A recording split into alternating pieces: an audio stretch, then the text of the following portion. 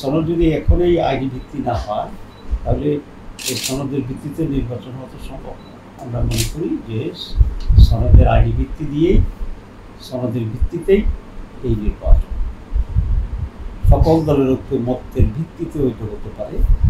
জানুয়ারি 91 সালে শাহাবুদ্দিনের আন্ডারে যে কেয়ারটেকার গভর্নমেন্ট হয়েছে সেই প্রক্রিয়া সনদ তখনই সনদ হবে যখন এটা আইনি ভিত্তির মাধ্যমে কার্যকরী হবে এবং এই সনদের ভিত্তিতেই এবার নির্বাচনটি অনুষ্ঠিত হবে। কারণ সনদে এমন কিছু প্রস্তাবনা আছে যেগুলো নির্বাচনের সাথে সম্পৃক্ত। সুতরাং সনদ যদি এখনই আইনি ভিত্তি না হয় তাহলে এই সনদের ভিত্তিতে নির্বাচন হতে সম্ভব না। সে কারণেই আমরা মনে করি যে সনদের আইনি ভিত্তি দিয়েই সনদের ভিত্তিতেই এই নির্বাচন, তাহলে আমরা যে ঐক্যমত্য হলাম তার একটা ভ্যালু থাকে এবং বাস্তবতা থাকে। এখন যে প্রশ্নটি আসছে যে সনদ আইনি ভিত্তি কীভাবে দিতে পারবে, এক্ষেত্রে আমরা 3-4টা অপশান পেতে পারছি। 1 নম্বর অপশান হচ্ছে আমাদের প্রধান উপদেষ্টা বা প্রেসিডেন্ট বলতে পারে যে আমি এই সমস্ত রিফর্ম করে ফেলেছি এবং প্রেসিডেন্ট ডিক্লারেশনের মাধ্যমে এটা কার্যকর হয়ে যেতে পারে। পরে নির্বাচিত সরকার এটাকে রেটিফাই করবে, যেমনিভাবে জিয়াউর রহমানের সময় যে অনেকগুলো পরিবর্তন হয়েছে সেখানে প্রক্লেমেশনের মাধ্যমে।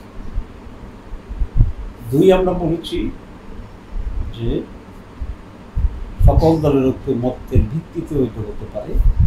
জানুয়ারি 91 সালে শাহাবুদ্দিনের আন্ডারে যে কেয়ারটেকার গভর্নমেন্ট হয়েছে সেই প্রক্রিয়া। কারণ তখনও কোনো কনস্টিটিউশনের কেয়ারটেকার গভর্নমেন্ট সিস্টেম ছিল, কিন্তু যেহেতু আমরা সব পলিটিক্যাল পার্টি ঐক্যবদ্ধ ছিলাম এটা নিয়ে কেউ প্রশ্ন উঠে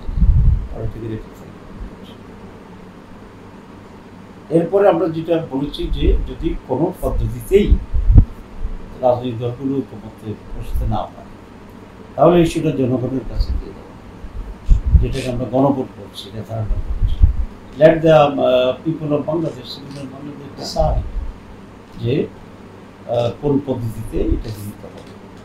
যদি অধিকাংশ লোক এটার পক্ষে থাকে, জুলাই সনদ একটা প্যাকেজ হবে, এটার উপরেই রেফারেন্ডাম হবে, তাহলে মেজরিটি লোক চাইলে তো কারো বাধা দেওয়ার কিছু নেই।